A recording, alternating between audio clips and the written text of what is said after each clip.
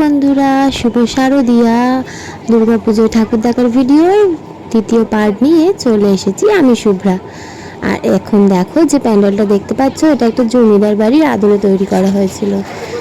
ক্লাবের নাম আমি জানি না, আর পোস্টারে দেখেছিলাম যদিও ভুলে গেছি। দেখো মা রাজেশ্বরী প্যান্ডেলের সামনে লেখা রয়েছে।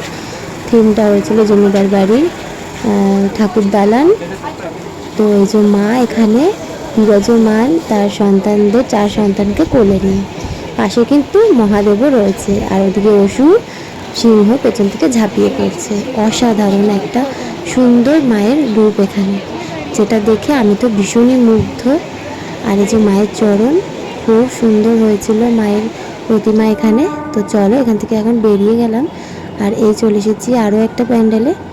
এটা বোধহয় চেতলা অগ্রণী সামথিং কিছু একটা নাম ছিল, আমার মনে নেই।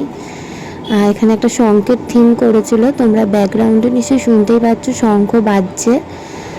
বাইরেটা একটা বড় শঙ্খ করেছিল।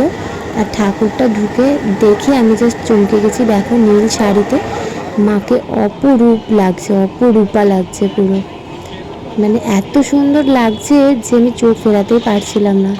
তো যাই হোক, তারপরে চলে এলাম সেই প্যান্ডেলে যেটা এবছর ভীষণ ভাইরাল, সেই রুদ্রাক্ষের প্যান্ডেল।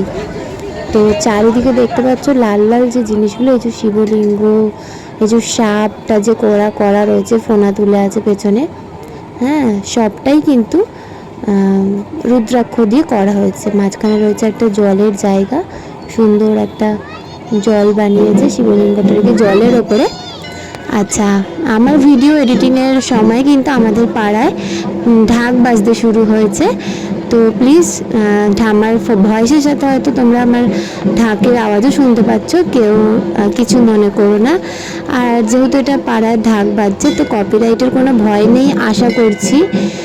তো আমাদের বাড়ির সঙ্গেই কিন্তু একদম গায়ের সাথে, মানে ঘরের পাশেই পুজো হয়, তো সেখানেই ঢাক বাজছে। আর আমি এখন ভয়েস ওভার করছি। আর এ দেখো আরেকটা প্যান্ডেলে চলে এসেছি, এটাও কিন্তু অসাধারণ হয়েছিল। আমি কিন্তু কোনো প্যান্ডেলের নাম বলতে পারছি না, তো তোমরা যারা না জানো আমাকে একটু কমেন্ট করে বলো কোন প্যান্ডেলটা কোন ক্লাবের কি নাম। তো এখানে ড্রোনটা মাথার উপরেই ছিল, ভীষণ হাওয়া লাগছিল, খুব ভালো লাগছিল। তো দেখো চলে এলাম পরের প্যান্ডেলে, আর এটা বেশ সিম্পলের মধ্যে খুব সুন্দর হয়েছিল।